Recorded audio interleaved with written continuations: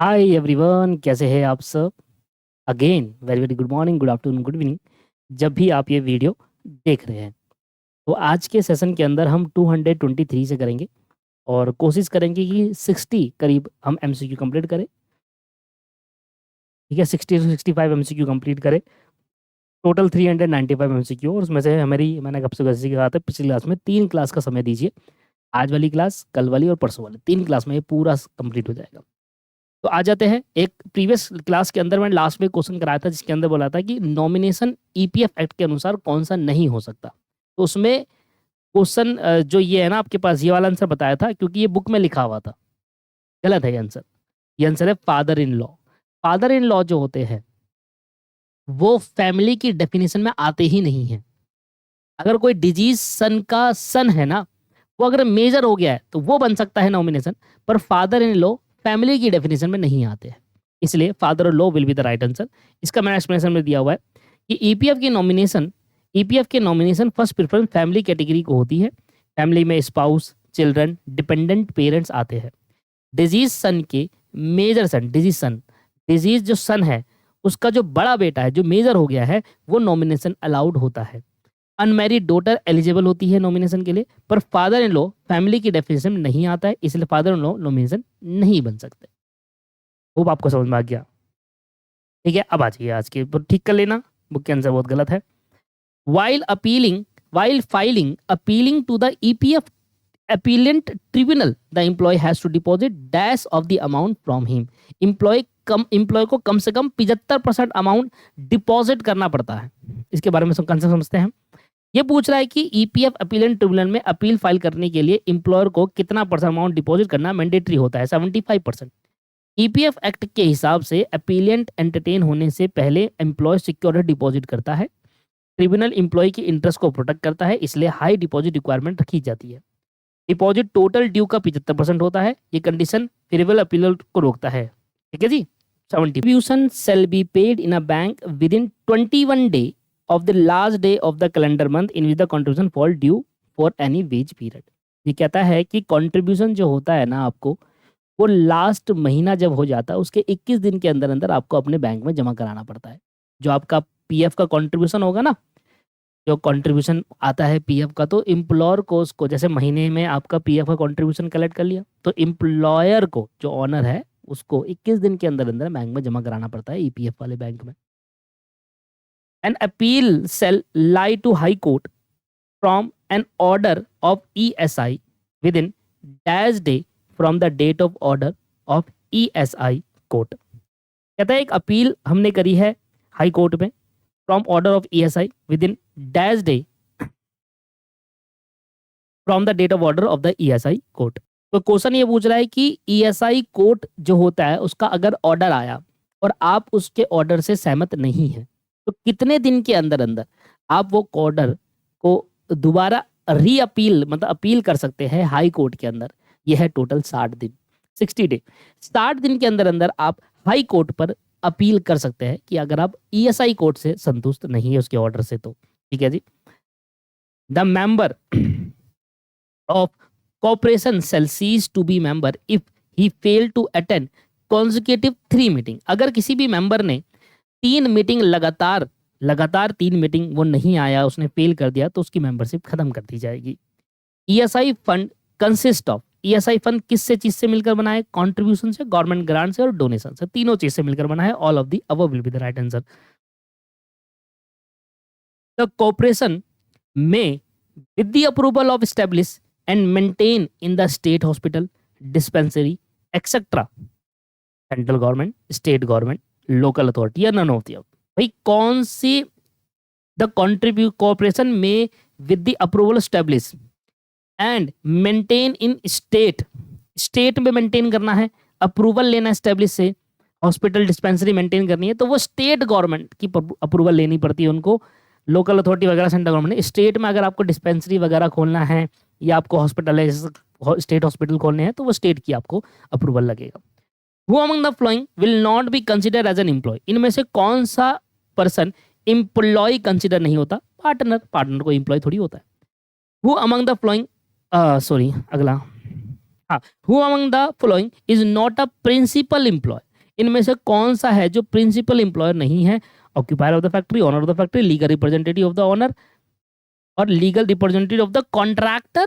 Contractor कहाँ से आ गया भाई? द फैक्ट्री का जो ऑक्यूपायर है वो आप उसको एक तरीके का प्रिंसिपल एम्प्लॉयर कह सकते हो। फैक्ट्री का ऑनर को प्रिंसिपल एम्प्लॉयर कह सकते हो, मेन एम्प्लॉयर। या फैक्ट्री का अगर ऑनर नहीं है तो उसने जिसको रिप्रेजेंटेटिव बनाया उसको कह सकते हो। पर कॉन्ट्रैक्टर का रिप्रेजेंटेटिव कहाँ से आ गया यहाँ पर? कॉन्ट्रैक्टर खुद भी नहीं होगा, उसका रिप्रेजेंटेटिव तो दूर की बात है, तो ये नहीं होगा जी principal employer. Seasonal factory is the one who is engaged for a period not exceeding in the year 7 महीने, 7 महीने से ज्यादा अगर वो एक्सीड नहीं हुए। Seasonal factory is one, season factory उस फैक्ट्री को कहा जाएगा जो 7 महीने से ज्यादा एक साल में एंगेज नहीं होती। तो फिर सीजन का, अगर तुम 12 साल चल रहे हो तो फिर सीजनल फैक्ट्री क्यों बोलेंगे तुम्हें? ठीक है, एक साल में 7 साल चलोगे, 7 महीने चलोगे तो हम आपको सीजनल फैक्ट्री कहेंगे। Which among the following will not include in the definition of wages, इसमें से कौन सा वेजेस की डेफिनेशन में इंक्लूड नहीं होगा? Payment made on authorised leave, बिल्कुल वेजेस की डेफिनेशन में इंक्लूड होगा। ट्रैवलिंग अलाउंस नहीं होता दोस्त, वेजेस की डेफिनेशन में इंक्लूड नहीं होता travelling allowance. Payment made on lockout period पे, payment made of layoff, ये सब वेजेस की डेफिनेशन में इंक्लूड होता है, but travelling allowance is not a part of the wages. ठीक है, ईएसआई एक्ट के तहत। ईएसआई कॉर्पोरेशन इज क्या होती है? पार्टनरशिप फर्म होती है, बॉडी कॉर्पोरेट होती है। सर ईएसआई कॉर्पोरेशन क्या होती है? बॉडी कॉर्पोरेट होती है। Minimum rate of wages on time work basis may be fix in accordance with the in accordance by the hour, by the day, by the month, all of the above, all of the above, क्योंकि सभी तरीकों से minimum wages fix की जा सकती है। Minimum section dash deal with eligible for bonus. देखिए पहले बोनस एक्ट के अनुसार ये किसी और सेक्शन में था, बोनस एक्ट था ना, पेमेंट ऑफ बोनस एक्ट तब किसी और में था, और अब इसको हमने जो बेसिकली सेक्शन 20 में डाल दिया है कोड ऑफ वेजेस एक्ट के अंदर। कोड ऑफ वेजेस एक्ट खोलोगे तो उसका सेक्शन 20 आपको बताएगा एलिजिबिलिटी फॉर बोनस। ठीक है, every inspector cum facilitator appoint under section subsection 1 shall be deemed to be a public servant within the meaning of section 20 of the 21 of the Indian Penal Code। Section 21 of Indian penal code हमें बताता है कि every inspector cum facility appoint किया जाएगा as a public servant. ठीक है जी, मतलब उसको एज अ पब्लिक सर्वेंट भी मान लिया जाएगा। सेक्शन ये पहले भी आया था इसका एमसीक्यू, जिसमें इंडियन पेनल कोड का सेक्शन 21 हमें बताता है कि जो एवरी इंस्पेक्टर या कम फैसिलिटेटेड होता है ना, उसको हम पब्लिक सर्वेंट डील करेंगे, मतलब डीम्ड मानेंगे, मान लिया जाएगा वो पब्लिक सर्वेंट है। ठीक है, सेक्शन 56 किसके ऊपर बात करता है? कंपोजिशन ऑफ ऑफेंस के ऊपर बात करता है। ये सब सेक्शन वाइज दे रखा है data. Which one of the following is not correct in regard to share certificate, इनमें से कौन सा चीज डेफिनेशन लाइन सही नहीं है? The company secretary shall issue the share certificate, the share certificate shall be issue in person of, ये ठीक है। Every share certificate shall be distinguishing, ये भी ठीक है। शेयर से the share may be in dematerialise form, ठीक है। भाई कंपनी सेक्रेटरी कब से शेयर सर्टिफिकेट इशू करने लग गया जी? तो ये वाली लाइन सही नहीं है in this regard of share certificate. If company does not have a common seal, तो या तो 2 डायरेक्टर साइन कर दे या एक डायरेक्टर एक कंपनी सेक्रेटरी साइन कर दे, तो आइदर ए और बी। अब यहाँ से कंपनी एक्ट चालू हो गया, ये तो बहुत आसान आसान मिलेगा अब आपको। In case of unlisted company, अगर कोई कंपनी अनलिस्टेड कंपनी है, the duplicate share certificate shall be issued with in a period of 45 day, 3 month, 6 month और नन ऑफ द अबव। देखिए अगर कोई अनलिस्टेड कंपनी है तो डुप्लीकेट शेयर सर्टिफिकेट जो इशू किया जाएगा वो 3 महीने के अंदर अंदर इशू किया जाएगा। The bonus share may be issue out of, sir bonus share किस से इशू किया जा सकता है? मैंने कॉर्पोरेट अकाउंटिंग में पढ़ा है, ऐसे तो अभी आप पढ़ोगे ग्रुप 2 में आओगे। देखिए free reserve, security from capital, जब आप आगे ग्रुप 2 में आ जाओगे ना, हालांकि ये थियोरेटिकल पार्ट है, वहां तो हम प्रैक्टिकली सीखेंगे।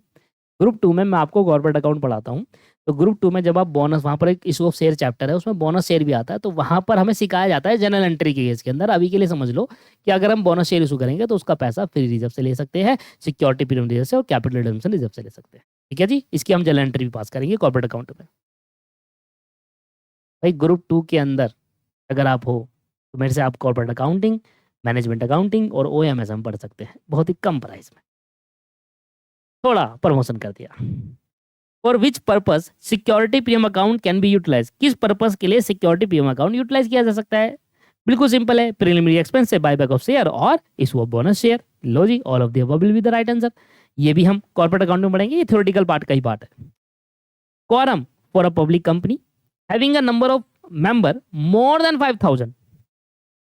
अगर किसी पब्लिक कंपनी के अंदर 5000 से ज्यादा मेंबर है,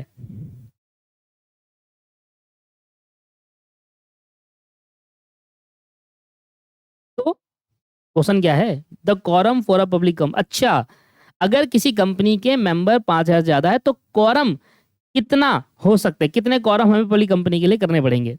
30। ठीक है जी, मतलब क्या है बेसिकली कि अगर कोई पब्लिक कंपनी के अंदर मीटिंग हो रही है तो कम से कम 30 मेंबर उसके अंदर प्रेजेंट होने चाहिए, तभी तो हम कहेंगे कि वैलिड। 5000 से ज्यादा मेंबर है भाई, 30 भी अगर मीटिंग के अंदर प्रेजेंट नहीं हो रहे तो फिर क्या फायदा इन 5000 मेंबर होगा। तो quorum बोलते हैं कि उसी चीज को कि भाई कितने लोग प्रेजेंट होने चाहिए उस पर्टिकुलर मीटिंग के अंदर। अगर इतने से ज्यादा लोग हो तो साइज पे डिपेंड करता है, 5000 से ज्यादा लोग होंगे तो कम से कम 30 बंदे वहां पर प्रेजेंट चाहिए मीटिंग के अंदर। An instrument for a proxy shall be deposit within the register office of the company dash before the conduct of meeting। कहता है कोई भी instrument of a proxy shall be deposit to the registrar office of the company before the conduct का meeting से पहले 48 घंटे के अंदर अंदर अगर आपका कोई proxy of the instrument proxy an instrument of the proxy shall be deposit.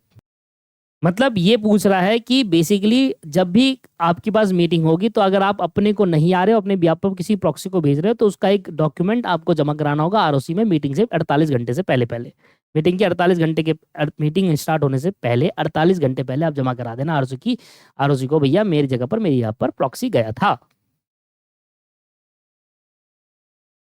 In case of e voting notice shall be sent N attachment of PDF. अगर ई वोटिंग की जा रही है, ठीक है, तो नोटिस कैसे भेजा जाएगा? पीडीएफ के थ्रू भेजा जाएगा, पीडीएफ के through. In case of urgent meeting, in case of देखो ये 9 7 क्या है, ये 7 9 पता है आपको क्या है? ये दे रखा है यहाँ पर 7 9, कभी ऊपर दे रखा है, देखो जान कॉपी करा है मॉड्यूल से। 7वां और 9वें पार्ट में होगा ये एमसीक्यू, या 8वां होगा, मॉड्यूल से छाप के कॉपी कर दिया। कोई काम नहीं, कोई मेहनत नहीं करनी है एक्स्ट्रा। मैं मॉड्यूल में था, मूवी पढ़ा लेते। In case of urgent meeting, an urgent meeting the company shall give not less than dash notice to a member। कम से कम अगर आपको इमीडिएटली मीटिंग करनी है या अर्जेंट मीटिंग करनी है तो ऐसे में आपको कम से कम 3 दिन का नोटिस देना पड़ेगा। ठीक है जी, तो अर्जेंट मीटिंग बेसिकली क्या होती है? कंटिन्यूस मीटिंग होती है। पहली मीटिंग आपकी चल रही थी, उसी भी कंटिन्यूस फॉर्म में मीटिंग दे रहे, तो आपने 3 दिन पहले बता दो भैया उसी की कंटिन्यूस में मेरे को मीटिंग कर रहे हैं, उसको अर्जेंट मीटिंग कहेंगे, तो 3 दिन का नोटिस पीरियड दे दो, उस हिसाब से प्लानिंग कर ले। Which of the flowing is not correct, इनमें से कौन सा सही नहीं है? Article of the company shall provide appointment of the chairman in meeting. क्या आर्टिकल में लिखा होता है कि किस तरीके से अपॉइंटमेंट करना है? लिखा होता है, ये सही है। The member personally present at a meeting shall elect one of themselves to be chairman. अगर आपको चेयरमैन की पोजीशन में इलेक्ट होना तो आपको मीटिंग के अंदर पर्सनली प्रेजेंट होना पड़ेगा, ये भी ठीक है अगर आर्टिकल ऐसा कह रहा है तो।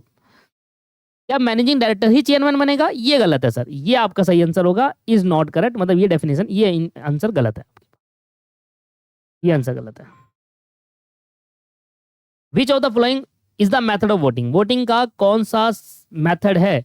वोटिंग हैंड के थ्रू भी कर सकते हैं, इलेक्ट्रॉनिक में, पोल के, ऑल ऑफ द अबव है भैया, all of the above. A poll demanded on any question shall be taken within dash from the time when the demand was made। A poll demanded on any question, अगर आप किसी question के अंदर पोल demand करना चाहते हो, shall be taken within 48 hour time, 48 hour 48 घंटे का टाइम चाहिए when the demand was made। आपने डिमांड करी भाई इस पे मुझे पोल करवाओ, तो 48 घंटे का टाइम मिलेगा आपको। ठीक है जी। Which one can not be translation through postal ballot, कह रहा है इनमें से कौन सी चीज पोस्टल बैलेट के थ्रू नहीं की जा सकती? Appointment of auditor, election of director, buyback of share. देखिए अपॉइंटमेंट, ऑडिटर का अपॉइंटमेंट करना है, डायरेक्टर का इलेक्शन करना है, बायबैक कंपनी कर सकती नहीं कर सकती, इन सब के लिए पोस्टल बैलेट का यूज कर सकते हैं वोटिंग करने के लिए। अगर आप अपने रजिस्टर ऑफिस को चेंज करना चाहते हो और किसी बाहर की सिटी के अंदर आप उसको ले जाना चाहते हो अपने रजिस्टर ऑफिस, तो वहां पर उस केस के अंदर पोस्टल बैलेट का यूज नहीं कर सकते। तो पोस्टल बैलेट का यूज कहाँ नहीं कर सकते? change in the place of a registered office outside the local limit of any city, town or village, यहाँ नहीं कर सकते पोस्टल बैलेट का इस्तेमाल। ठीक है, और बुक में आपको दे रखा है अपॉइंटमेंट ऑफ ऑडिटर, इसलिए ये आंसर गलत होता है। ऑडिटर का अपॉइंटमेंट पोस्टल बैलेट के थ्रू किया जा सकता है। 251 क्वेश्चन क्या कहता है, देखिए मैंने यहाँ पर लिखा हुआ है पोस्टल बैलेट मेजर डिसीजन के लिए होता है, सबके लिए नहीं होता। रजिस्टर ऑफिस एक सिटी टाउन के बाहर शिफ्ट करना फिजिकली मीटिंग अप्रूवल का मैटर है। इस मेंबर की डिटेल डिस्कशन मैंडेटरी होती है। Buyback appointment auditor and director auditor allowed है पोस्टल बैलेट के थ्रू, ठीक है, पर रजिस्टर चेंज नहीं। नोटिस इशू होने के बाद कितने दिन के अंदर, कितने दिन के बाद काउंट नहीं होता, रिप्लाई कितने, अच्छा है पहला क्वेश्चन तो पढ़ लूँ। द एसेंट और dissent received after dash day in a postal ballot from the date of issue of notice shall be dated if as if no reply has been received from the member. अगर आपके पास एक notice issue होता है और वो notice issue होने के बाद आपको 30 दिन के अंदर अंदर अगर आपने रिप्लाई नहीं किया, क्या बोला है कि नोटिस इशू के बाद रिप्लाई कितने दिन के बाद काउंट नहीं किया जाएगा, 30 दिन के बाद काउंट नहीं। Postal ballot voting fix time window के अंदर होती है, वैलिड होती है। लॉ के हिसाब से 30 दिन के बाद आने वाले रिप्लाई नो रिस्पॉन्स ट्रीट की होते हैं, इसलिए वोटिंग प्रोसेस टाइमली कंक्लूड किया जाए। लेट रिस्पॉन्स काउंट नहीं किए जाते। इफ मेंबर ने वोट किया हो 30 दिन में, विंडो कंपनी के लिए यूनिफॉर्म है, 30 दिन के बाद, 30 दिन हमारा करेक्ट आंसर है। तो मान लीजिए आपने कोई नोटिस इशू कर दिया, उसमें हमें वोटिंग करनी है, तो हमने 30 दिन के बाद वोटिंग करी, तो हमारा वोटिंग के लिए माना जाएगा नो रिस्पॉन्स, हमने रिस्पॉन्स नहीं करा। 30 दिन के अंदर अंदर ही रिस्पॉन्स करना पड़ेगा नोटिस होने के बाद। If any inspection is refused or if any copy required is not furnished, if any inspection refused, अगर कोई inspection refuse हो रहा है, और if any copy required is, जो required और furnish नहीं करी within a specific time जो माना गया है, the company shall be liable to a penalty, to the penalty of 10,000 rupees, 25,000 rupees, 50,000 rupees और 1,00,000 रुपए। पेनल्टी वाला सेक्शन है, ये थोड़ा देखो टाइम टू टाइम चेंज होता रहता है, तो अभी ये 25,000 है, आगे जाकर हो सकता है कि ये थोड़ा सा चेंज हो जाए, पर अभी के लिए आप 25,000 एज अ पेनल्टी आप ले सकते हैं। कि अगर किसी सेक्शन 119 में लिखा गया है ये, कि अगर कोई इंस्पेक्शन मांगता है, उसके लिए इंस्पेक्शन के लिए रिफ्यूज कर देता है या कोई कॉपी फर्निश नहीं करता है, तो section 119 of the companies act के तहत 25,000 तक की फिक्स पेनल्टी लगती है। भाई एक पब्लिक कंपनी के अंदर कितने डायरेक्टर कम से कम होने चाहिए, एक पब्लिक कंपनी के अंदर मिनिमम डायरेक्टर कितने होने चाहिए? सिंपल है, एक पब्लिक कंपनी के अंदर कम से कम 3 डायरेक्टर होने चाहिए दोस्तों। 3 will be the right answer. What is the paid up share capital for appointment of human director? 100 crore. Appointment of independent director shall be approved by the general meeting. अगर आप independent director को appoint करना चाहते हैं तो आपको general meeting करवानी पड़ेगी, शेयर होल्डर की, बोर्ड मीटिंग में नहीं होगा, जनरल मीटिंग करवानी पड़ेगी। एक director, the tenure of director appointment by small shareholder shall be up to the date of next AGM, और 1 ईयर और 3 ईयर और आपके पास 5 ईयर। देखिए एक डायरेक्टर जब अपॉइंट किया जाता है स्मॉल शेयर होल्डर के लिए बाय स्मॉल शेयर होल्डर, तो उसका टेन्योर कितने टाइम तक होता है? 3 साल तक उसका टेन्योर होता है, थोड़ा सा आपको याद करना पड़ेगा। No independent director shall hold office more than 2 consecutive term, 2 consecutive term तक एक इंडिपेंडेंट डायरेक्टर होल्ड नहीं कर सकता। देखिए इंडिपेंडेंट डायरेक्टर के बारे में थोड़ा बहुत अब टाइप्स ऑफ डायरेक्टर के बारे में हमारी बुक से हटा दिया गया है, पर इसके एमसीक्यू आया, पर मैंने आपको पेड क्लास में टाइप्स ऑफ डायरेक्टर सारे ही पढ़ाए थे। स्टूडेंट मेरे को सवाल करते थे कि सर ये तो बुक के अंदर है, इसको क्यों पढ़ा रहे हो? अब वो आ रहा है काम। Which public company is required to appoint independent director? कौन सी पब्लिक कंपनी है जिसको इंडिपेंडेंट डायरेक्टर अपॉइंट करना जरूरी है? The public company having a capital of 100, having turnover of 100 crore, बिल्कुल ठीक है, पेड कैपिटल 10 करोड़ होगी।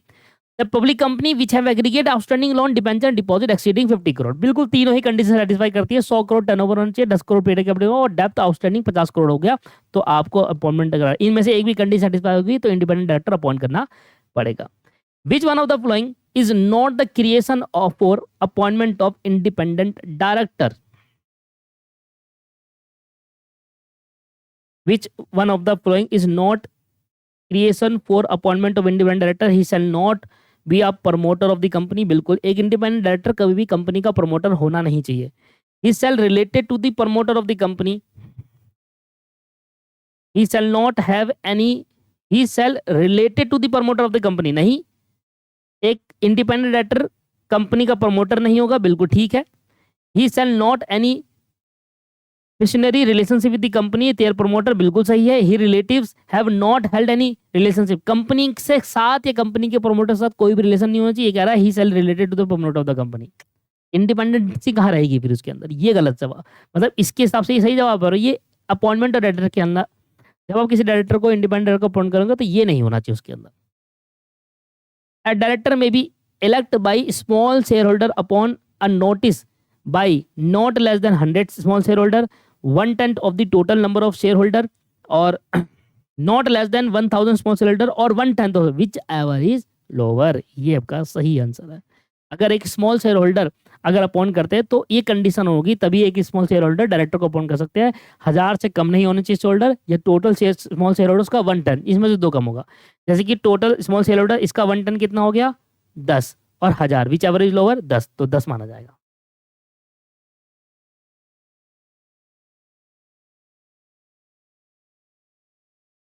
At every AGM not less than total number of director shall be retire by the rotation. कितने director rotation से retire होते हैं? 2/3 director rotation से retire होते हैं। कहाँ गया भाई वो? 2/3 डायरेक्टर रोटेशन से रिटायर होते हैं।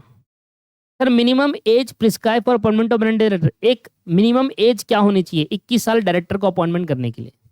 The relation between law and ethics, भैया एथिक्स आ गया यहाँ तो यहाँ से फिर नया दोबारा से रिपीट हो गया। The minimum age prescribe for appointment of managing director 21 साल। The relationship between law and ethics, देखिए लॉ और एथिक्स के बीच में क्या रिलेशन हो सकता है। लॉ एक अलग चीज है, एथिक्स अलग है। लॉ एक जहां पर खत्म होता है वहां से एथिक्स चालू होता है, ठीक है। कॉम्प्लेक्स कह सकते हैं। हम्म कॉम्प्लेक्स कह सकते हैं क्योंकि लॉ जो होता है वो रूल्स एंड रेगुलेशन के बेसिस पे चलता है, मोरल्स पे नहीं चलता, इमोशंस पे नहीं चलता। जबकि एथिक्स जो होता है वो मोरल्स पे ज्यादा चलता है, वैल्यूज पे ज्यादा चलता है। कॉम्प्लेक्स कह सकते हैं। Many law are dash to ethics of time. Many law are जो होते हैं वो कॉम्प्लीमेंट्री होते हैं टू एथिक्स ऑफ टाइम, ये सप्लीमेंट्री होते हैं, ये रिप्रेजेंटेटिव होते हैं। आप रिप्रेजेंटेटिव कह सकते हैं। मैंने ज़्यादातर लॉ जो होते हैं वो एथिक्स ऑफ टाइम के रिप्रेजेंटेटिव होते हैं, क्योंकि हम सोचते हैं कि यार हमने देखा कि एथिक्स कहता है कि यार हमें ना किसी को मारना नहीं चाहिए। उसी बेसिस पर लॉ भी बनाया गया कि अगर मारोगे तो ये सजा होगी, ठीक है ना। Law give us a certain right because all human are born equally. Certain right देता है क्योंकि सारे human equally born. The role of accounting in problem solving is to provide information usefully in dash alternative। The role of accounting in problem solving, the role of accounting problem solving के अंदर accounting का क्या role होता है? Is to provide information usefully, वो हमें information देता है। अकाउंटिंग हमें एक इन्फॉर्मेशन यूजफुल करता है। इवेल्युएटिंग अल्टरनेटिव, आप अलग अलग अल्टरनेटिव को इवेल्युएट करके हमें इन्फॉर्मेशन देता है, उससे हमें अकाउंटिंग बेसिकली क्या करता है? प्रॉब्लम सॉल्विंग करता है। कैसे करता है? अलग अलग अल्टरनेटिव को इवेल्युएट करेगा, उससे हमें इन्फॉर्मेशन देगा और हमारी प्रॉब्लम सॉल्व हो जाएगी। Ethics are the set of moral principle that guide a person behaviour, that guide a person behaviour. Ethic एक ऐसे सेट ऑफ मोरल है जो पर्सन के बिहेवियर को गाइड करता है। The following is the disadvantage of business ethics, इसमें से कौन सा बिजनेस एथिक्स का डिसएडवांटेज है? Through increasing morale and trust business can increase their market share, ये तो एडवांटेज हुआ। Publicity due to well and ethical, ये भी एडवांटेज है। Acceptance of product of the company by the public, ये भी एडवांटेज है। डाइवर्सिटी इज इन अचीवमेंट्स, ये है sir disadvantage. Diversity in achievements, तो डाइवर्सिटी इन अचीवमेंट्स का क्या मतलब है? देखिए जब भी हमें कोई चीज अचीव होती है तो हम ये नहीं कहते किसी एक चीज के ऊपर हमने ये अचीवमेंट कमाई है, हमने अलग अलग चीजों से मिलकर ये अचीवमेंट कमाई है। तो इसका डिसएडवांटेज और बिजनेस एथिक्स से कोई दूर दूर तक नाता नहीं है। भाई ये तो सारे पॉजिटिव है, इसका तो नाता ही नहीं है, ठीक है ना। इसलिए हमने कहा कि भाई ये आपका एक डिसएडवांटेजेस है बिजनेस एथिक्स के अंदर, ठीक है। A sale is complete when the flowing is transfer from one to another, एक सेल कंप्लीट मानी जाएगी जब आप एक जगह से दूसरी जगह ट्रांसफर करेंगे ऑनरशिप।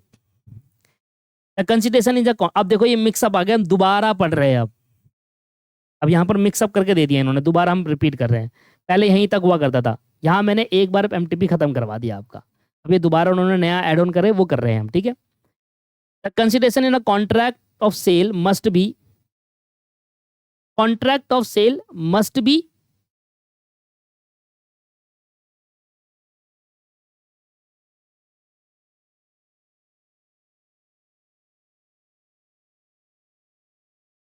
क्या बोल रहा है? द कंसिडरेशन, अच्छा सिंपल है, कह रहा है कॉन्ट्रैक्ट ऑफ सेल, जब हम सेल का कॉन्ट्रैक्ट करते हैं उसमें कंसिडरेशन कैसा होना चाहिए? प्राइस होना चाहिए sir, price, consideration is a price. Subject matter of contract must be saleable product service या नन ऑफ द अबव। जब हम कॉन्ट्रैक्ट की बात करते हैं वो contract must be sale, sale होना चाहिए, sale. On which date was the sale of goods in force? 1930। As per the sale of goods act this is not include, कौन सी चीज सेल ऑफ गुड्स का पार्ट नहीं है? Money, money आप बेच खरीद नहीं सकते भाई। 10 का नोट कितने में खरीदोगे जी? ये 10 रुपए वाला बिस्कुट का पैकेट कितने का है जी? The term property use in sale of goods, तो प्रॉपर्टी जो यूज वर्ड यूज करा है सेल ऑफ गुड्स में वो किस चीज के लिए यूज कर, उसका मतलब क्या है? ऑनरशिप, उसका मतलब। डॉक्ट्राइन ऑफ कैविट एम्पिटर का क्या मतलब है? When the buyer does not intimate the purpose of the seller, purpose to seller and depending upon his own skill and judgement. When the buyer does not intimate the purpose to the seller and depending upon his own skill and judgement. भाई अपना सामान खरीदते वक्त ध्यान दो, यही होता है doctrine of caveat एम्पिटर।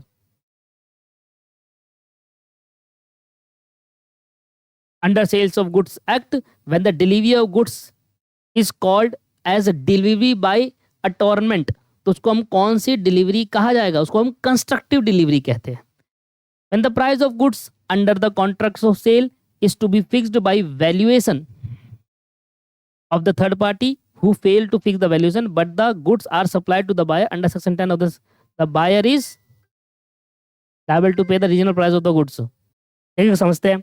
when the price of goods under contract of sales to be fixed by the valuation, जब भी सेल्स ऑफ गुड्स के तहत प्राइस सेट किया जाता है किसी गुड्स का, भाई valuation of the third party, third party के वैल्यूएशन के हिसाब से, who fail to fix the valuation, जो फेल हो गया valuation, price of the price fail to fix the valuation but the goods are supplied to the buyer under section 10 of the goods service, तो buyer, तो इसका simple meaning मैं आपको समझाता हूँ कि बेसिकली मैं सेलर हूँ, आप बायर हो, और हमारे बीच में जो गुड्स का लेन देन हो रहा है उसका प्राइस जो होगा वो तीसरा व्यक्ति डिसाइड करेगा। अब तीसरा व्यक्ति फेल हो गया, मैंने गुड्स आपको डिलीवर कर दिया और तीसरा व्यक्ति ने बताना, थर्ड पार्टी जो था उसने वैल्यूएशन डिसाइड नहीं करी उस गुड्स की जो मैंने आपको डिलीवर कर दिया।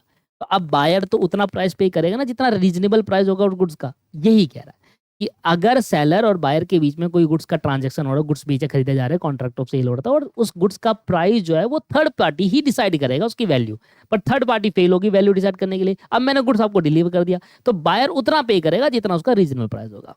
क्या लेगा? लायबल टू पे the regional price of the goods. ठीक है दोस्तों। In case of breach of the warranty, अगर वारंटी ब्रीच होती है तो बायर क्या है? डैमेजेस क्लेम कर सकता है।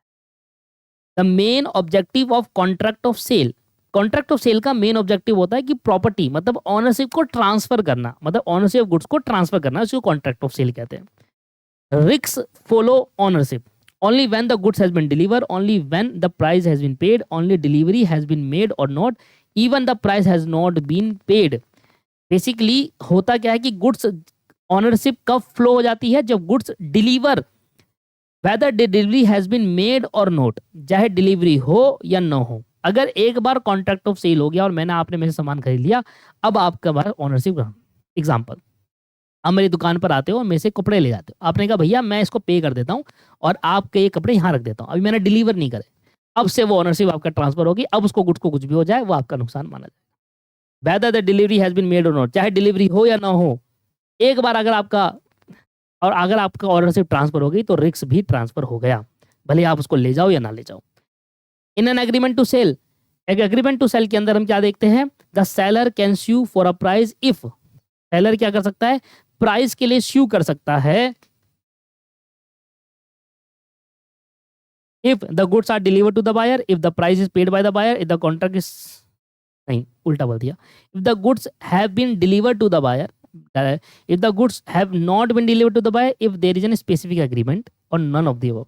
देखिए एग्रीमेंट टू सेल के अंदर होता क्या है कि एक seller can sue for a price, price के लिए वो तभी स्यू कर सकता है जब एक स्पेसिफिक एग्रीमेंट होगा। There is an specific agreement. इसका मैं एग्जांपल देता हूं आपको। एग्जांपल सुनो, मान लीजिए भाई आप बायर हो और मैं सेलर हूं, मेरे और आपके बीच में डिसाइड हुआ कि ये पैनल मैं आपको दूंगा, ठीक है, ये पैनल मैं आपको दूंगा। तो आपने कहा ठीक है सर, हमारे बीच में एक प्राइस डिसाइड हुआ कि भैया ये पैनल देखो मैंने 2 लाख का खरीदा था, आप 1 लाख रुपए का ले जाओ, क्योंकि काफी साल चल भी गया तो depreciable value.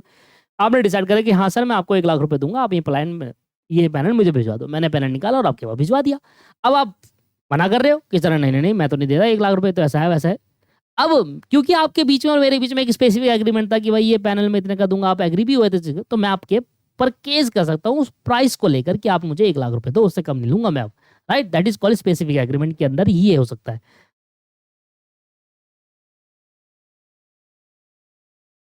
Where these an unconditional contract, सब सेल्स ऑफ गुड्स एक्ट क्या, इतना सेल्स ऑफ गुड्स एक्ट कैसे भर दिया तुमने?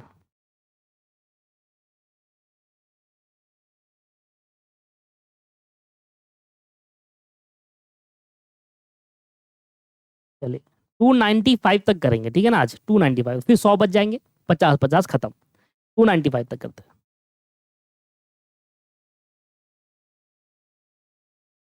Where there is an unconditional contract, अगर कोई अनकंडीशनल कॉन्ट्रैक्ट है for the sale of specific good in delivery state, the property in the goods pass to the buyer when the goods are delivered to the buyer, when the price is paid by the buyer, when the contract is made and when the buyer accept the goods। देखिए unconditional contract के अंदर होता क्या है, where there is an unconditional contract for a sale of specific, एक specific goods के sale करने के लिए एक अनकंडीशनल कॉन्ट्रैक्ट बनाया गया इन द डिलीवरेबल स्टेट, अभी वो डिलीवरेबल स्टेट पे है। Property in the goods, property in the goods मतलब ऑनरशिप, गुड्स की ऑनरशिप पास हो जाएगी, कब हो जाएगी, जिस दिन कॉन्ट्रैक्ट बना उसी दिन पास हो जाएगी, जिस दिन गुड्स को डिलीवर होंगे उस दिन ही। एक अनकंडीशनल कॉन्ट्रैक्ट है, किसी गुड्स को लेके, स्पेसिफिक गुड्स को लेके हमने कॉन्ट्रैक्ट करा और कॉन्ट्रैक्ट करते ही आप मैंने आपको ऑनरशिप ट्रांसफर कर दी। तो ऑनरशिप कब ट्रांसफर होगी, प्रॉपर्टी ऑफ गुड्स कब ट्रांसफर करेंगे, जब कॉन्ट्रैक्ट बन गया हो तब ये ट्रांसफर हो जाएगी। If the contract is silent as to the party who is to be appropriate the goods, देखो इसको मैं इससे समझाता हूँ। ये क्वेश्चन पूछ रहा है कि अप्रोप्रिएट का राइट किस पार्टी का होता है जब कॉन्ट्रैक्ट में मेंशन ना हो। जब कॉन्ट्रैक्ट में मेंशन ना हो तो उसका राइट किस पार्टी का होता है, पहले समझो अप्रोप्रिएट का मतलब। अप्रोप्रिएशन का मतलब होता है गुड्स को स्पेसिफिक बायर के लिए आइडेंटिफाई करना होता है। जब कॉन्ट्रैक्ट साइलेंट हो तो जिस पार्टी ने पहली ड्यूटी है वो अप्रोप्रिएट करेगी।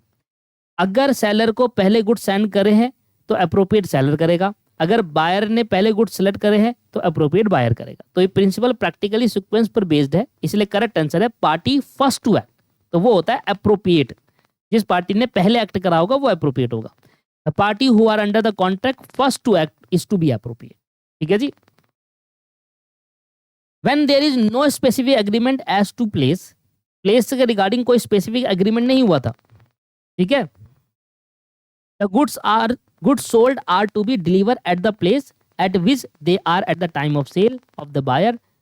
भाई प्लेस के लिए ना कोई स्पेसिफिक एग्रीमेंट नहीं हुआ था कि किस जगह पर गुड्स को बेचा जाएगा। तो अब delivery, the goods are sold to the deliver at the place, the goods are sold to be deliver at a place. भाई गुड्स सोल्ड कर दिया, अब डिलीवर कैसे करूँ, कहाँ पर डिलीवर करूँ, क्योंकि प्लेस तो डिसाइड हुआ ही नहीं है। मैंने और आपके बीच में कॉन्ट्रैक्ट हुआ, हमारा बीच में कॉन्ट्रैक्ट हुआ, भाई इतने का बेचेंगे वो गया। अब कहाँ बेचना है, कहाँ बेच तो दिया, कहाँ भेजना है वो डिसाइड नहीं हुआ था। तो जहां पर मैंने कॉन्ट्रैक्ट बनाया था या जिस जगह पर मैंने सेल करी थी उसी जगह पर दे दूंगा, at which they are at the time of sale, ठीक है। A seller deliver goods in excess of quantity order for the buyer, a seller deliver good in excess of the quantity order, जितना quantity order करा था उससे ज्यादा seller ने goods deliver कर दिया। The buyer may accept the whole, reject the whole, accept the goods order and return the excess any of the above. देखो कुछ भी कर सकता है। देखो भाई आपने मुझे 10 बुक का ऑर्डर दिया था, मैंने आपको 15 भेज दी। अब या तो एक दो काम होगा, 15 का 15 एक्सेप्ट कर लोगे, पूरा रिजेक्ट कर दोगे, या 10 एक्सेप्ट करके बाकी रिजेक्ट कर दोगे। तो 3 ऑप्शन सही है, 3 ऑप्शन। ठीक है सर, आज के लिए इतना ही बहुत है। 286 से लेकर 395 ये होते हैं टोटल 110 क्वेश्चन आई थिंक, और 55 करेंगे सर, क्योंकि 60 क्वेश्चन 50 क्वेश्चन तो बहुत कम हो गए। 295 minus 285, 395 minus 285, 110 question divide by 2, 55 question एक क्लास में करेंगे। छोटी छोटी क्लासेस और कंसेप्ट खत्म, ठीक है। स्पीड से मैं क्यों चल रहा हूँ, क्योंकि ये बहुत ईजी वाले हैं, ज़्यादा ईजी है। जहाँ मुश्किल चीज़ आ रही है वहाँ मैं आपको एक्सप्लेन भी कर रहा हूँ। कहीं कहीं आपने देखा होगा कि मैंने जल्दी जल्दी निपटाया है, क्यों, क्योंकि बहुत ईजी था, है ना। चलिए बाकी मिलते हैं नेक्स्ट क्लास में। 286 से लेकर हम करेंगे नेक्स्ट क्लास में कितने करेंगे, 345 तक। फिर 55 हम उसके नेक्स्ट क्लास में करेंगे। अगली क्लास में मुझे टाइम लगेगा क्योंकि उसमें बहुत सारी चीज़ें बतानी पड़ेगी आपको। ठीक है जी, चलो जी नेक्स्ट क्लास में मिलते हैं। आज के लिए इतना ही रखते हैं। Have a nice day, bye bye and take care, thank you.